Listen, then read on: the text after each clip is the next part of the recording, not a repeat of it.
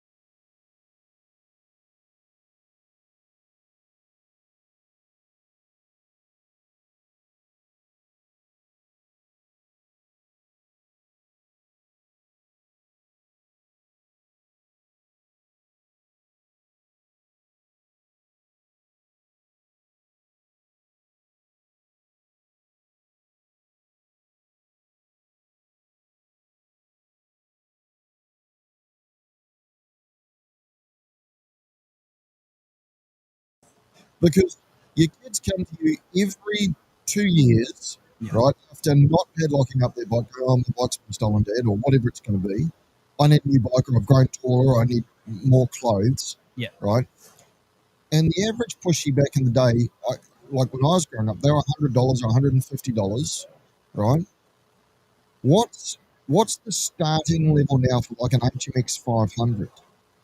A starting level for one that's not fully restored, about $800. For a non-restored 800. Yeah, that's kind of cheap. But okay, and what's the high end of one of those? High end one, and I've seen one go for about $2,500. I mean, that was a bit much. So around the $1,800 to $2,000 mark. So 3 pairs of Nike Jordan type pricing, pretty much, right? Because it's about collections, right? It's about reminiscing. It's about going back in time and make from when you feel great. And so, if we had to talk now, what's the most expensive BMX that you're aware of in New Zealand? Currently been helping a gentleman in the cargo. I think he spent in excess of 42,500. Sorry. I heard that there must be a problem with the microphone. $42,500. New Zealand dollars, yep. New Zealand dollars, New Zealand pesos, whatever you want to call it, New Zealand yen, I don't care.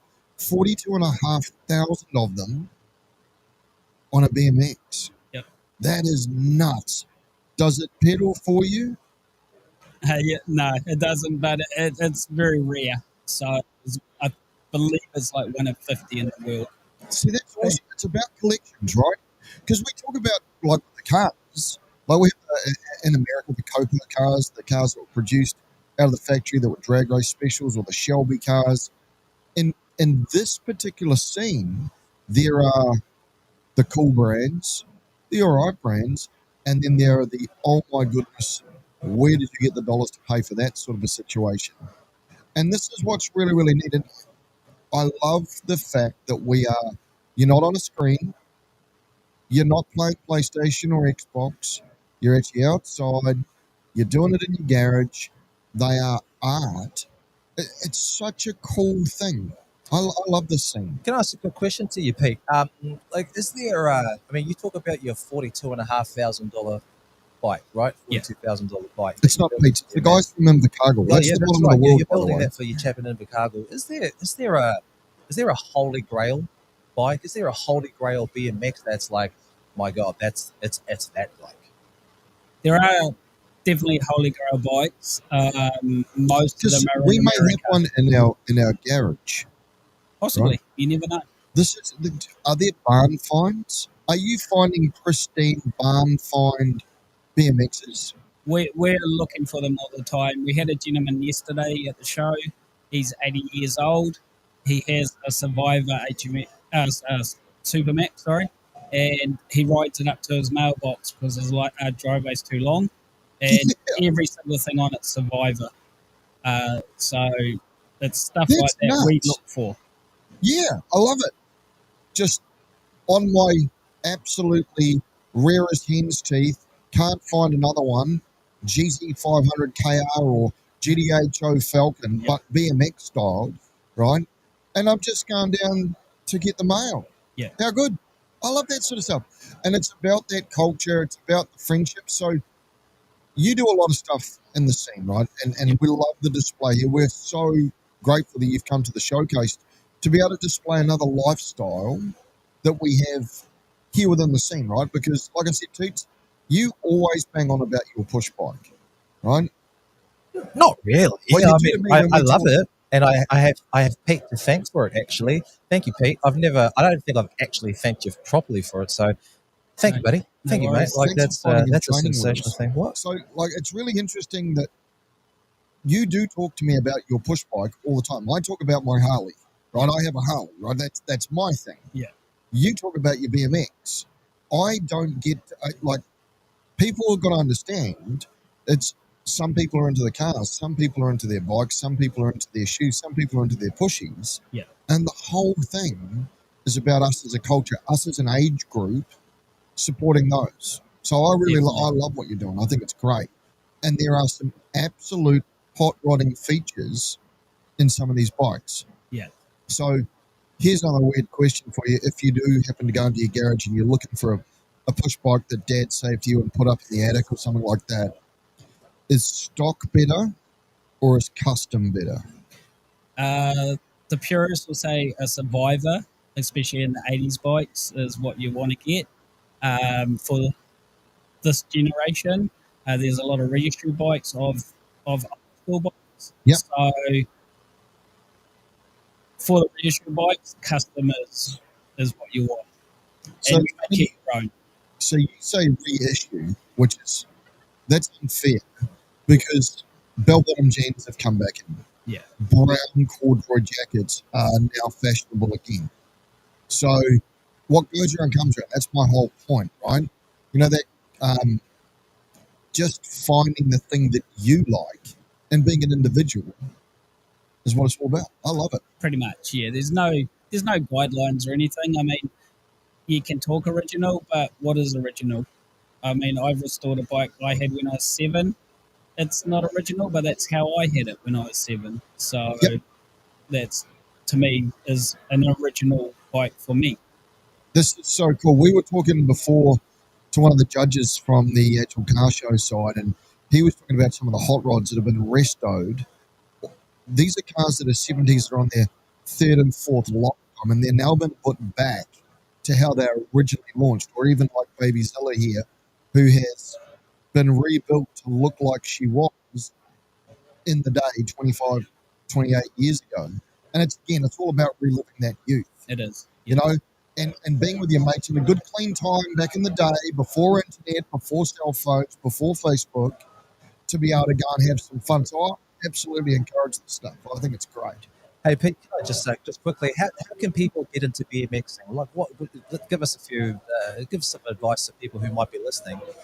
What's the best way to get into BMXing?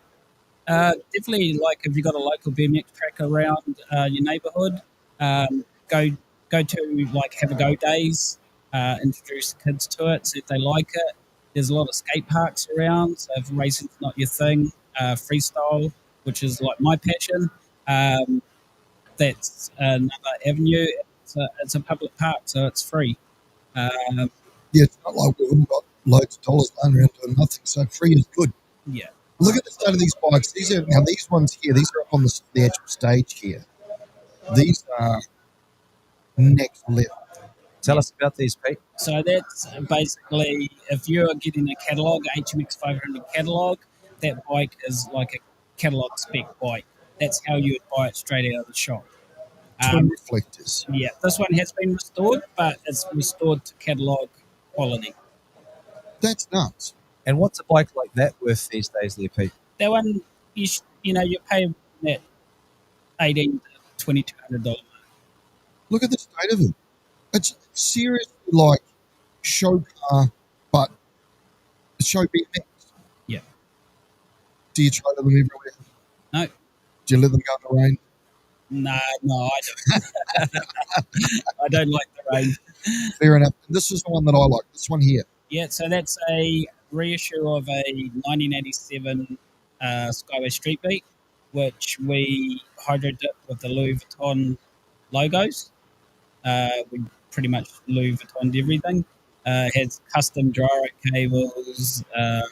Everything on it is kind of over the top, but it turned out That is mad, pretty cool. right?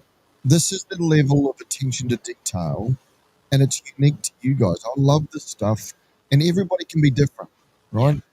I noticed it again. Toots' bike's got twin foxtails on it. I don't know if you've seen that. Twin foxtails, spokey dokies, and he's got the thing in the wheels go. So it's that is such a neat. This one is the other. Look at the fabrication on it.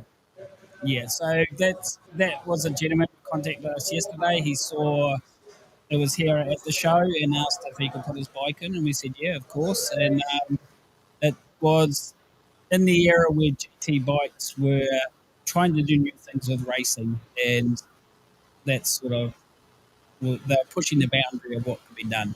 It's an Olympic sport, you know that. Yeah, I do. But we've got a couple of great Kiwi champions who've won medals. You know, they've podiumed on the perhaps because I know you've competed. You can talk about those people as well. Yeah, I mean Sarah Walker. She was probably our most famous BMXer for a long time. We have multiple world champions in the BMX scene. BMX freestyle is now Olympic sport, and we're currently trying to get something up and running for a high performance centre, so we can grow our freestyle side of things. Because we're a little bit behind. You're not if you're out there pedaling the streets doing your freestyle, tail whipping away, just absolutely doing monos. You are completely away from screens. It's good for your fitness. It's good for your health. There's so many good things about it. I love this stuff. This is cool. But also it's customizable and it allows the individual to shine. I dig that. Yeah. Mark, you touched on something that was I was hoping to bring up. So Pete and I, we're part of a little Sunday morning ride team. Yep. All right, called the BMX Bandits. And I can absolutely attest. I mean, I probably don't attend it enough because of just life in general and Import X and all the rest of it. But I love it, man, and I'm so chuffed to be part of the BMX Bandits. But it brings together a great little community. A little, small. There's probably about 6 or 7 of us that ride on a Sunday from time to time. Pete, yep. Is that community feeling? Is that sort of hit you right in the feels? Yeah, I mean that's why we do it. You know, want to hang out with your mates and have a laugh and just we're old guys reliving our childhood, and that's what it's about. Absolutely. We're just, as people say, we're big kids on, big adults on kids' bikes. That's what it is. And if it makes you happy, anything that makes you happy, absolutely, have a crack at it. Yeah, that's what it's about. 100%. And just another thing. Let's say you've owned your BMX for a little while and you love it, you treasure it, but you want to take it up to the next level. What are 3 recommendations for modifying, if you want, or just 3 helpful tips for BMX owners to make sure that their ride lasts the ages? Yeah, definitely do your research when you're buying things. Look around, don't just jump at the first thing you see because it could be way out of price. or the wrong thing for your bike. And uh, don't put boundaries on yourself. If you want to do something, do it. Do it. It's, Have a go. yeah, at the end of the day, it's your bike. I've got kids that I know that have found bikes on the road and they spray just rattle coating them gold or whatever, and to them they're having fun. And at the It's end of about the having day, fun, eh? I that's dig what that. it's all about. 100%. Having 100% fun. about having fun. So there is a rumor that later on in our broadcast, you're going to be doing your best wheelie. Nah. Do you have I got to Nah. ask. But Pete here, he is the mantis when it comes to BMX tricks. We've been out riding, and he's jumping off things, and we were riding out in I think it was Penrose doing our only hunger track one day, and Pete's like, we're cruising down. I can't remember the name of the road anyway, and so we're rolling like 6 deep on the road because we're gangster like that, and Pete's just like jumping off things and jumping over things. I'm like, how does this man do that? He is the man. So What's your worst injury? I got to ask. Because I can remember. Concussions, I think more. It's multiple concussions. Always breaking bones and stuff, but I'm lucky I haven't had anything too serious. I did shatter my eye socket. Ow. Yeah, so that's probably the worst. You know when you walk behind a car, sometimes you don't look down, you walk into a tow bar? Yeah. Doof. Well, we've all done that. Remember in the old days, I remember growing up, and you slip off your pedal and you shin yourself. Yep. You take all the skin off your shin and the little, ow. Oh man, good times. But it's all of that stuff makes for learning, because you won't repeat it, right? Yeah. Well, hopefully you don't. This is what's all neat about it. So get it if you've got a pushy, if you want to get into pushies, bmx.co.nz. Pete's our guy. He's one of us. He's one of the team.